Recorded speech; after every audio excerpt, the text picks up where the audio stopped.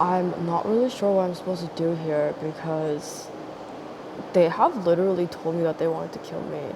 I actually didn't say or even imply, or there's no connotation to me doing things that would imply that these people would die. Nothing I've done or said was illegal or threatening. But the people involved, like the shelter staff and the Canadian government, want me to die.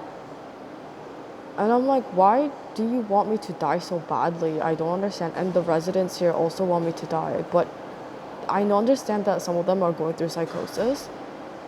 In fact, I think all of them are going through psychosis, never mind. But I'm like, how are you working if you have schizophrenia?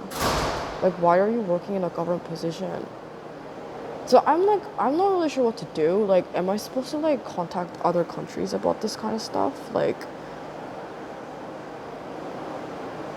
they think that I'm not at risk because I have a place to sleep in, but I'm like, no, that doesn't constitute not at risk.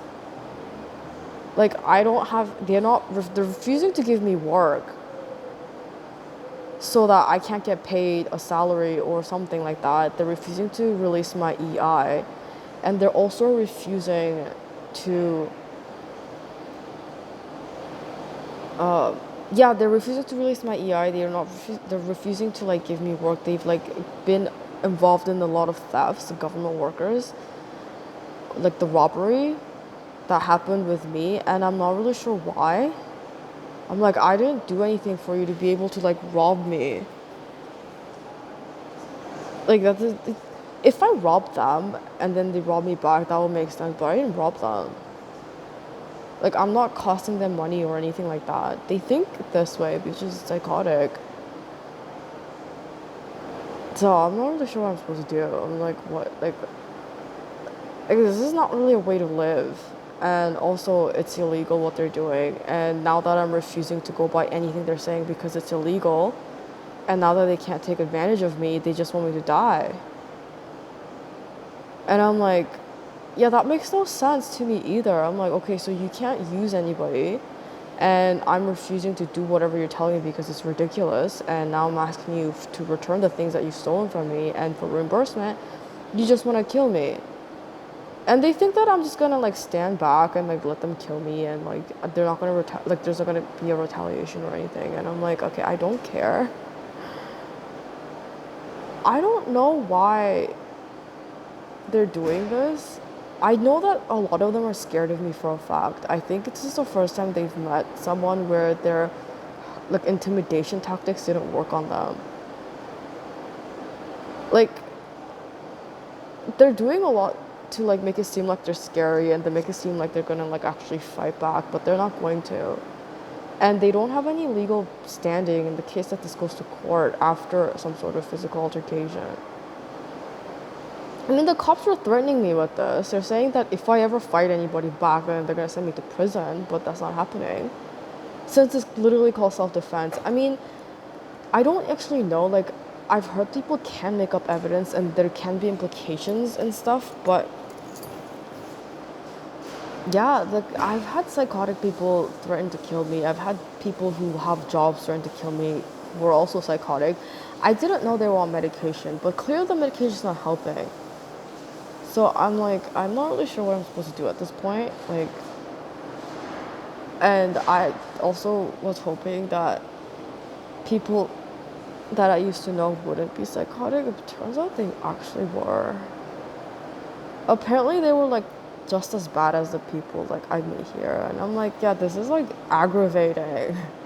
You're telling me all the fucking people that I've met thus far are completely useless to my future. How is that even possible? Like they're all garbage people.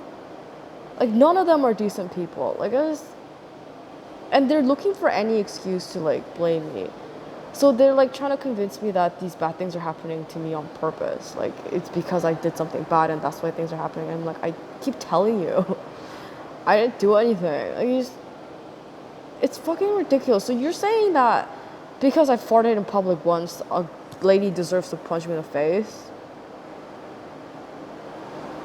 Or like because I borrowed someone's stuff without asking, now I deserve to like have people steal money from my bank account? Like, honestly, it like, doesn't equate. Like, I'm just like, where's your logic in that? Like, it doesn't make any sense what you're saying. But that's what they're saying. They're like, yeah, it's because like you did that one thing when you're 5 years old, and like it's because you masturbated that one time when you're like in your 20s. So like now you deserve to be single and childless for the rest of your life. And I'm like, what? But yeah, I'm like, I don't know what I'm supposed to do at this point because like they refuse to do their jobs. Every government work employee that I've met, that I've come across thus far, and this is really frustrating. A lot of them are mad too, so maybe that's contributing to their psychosis.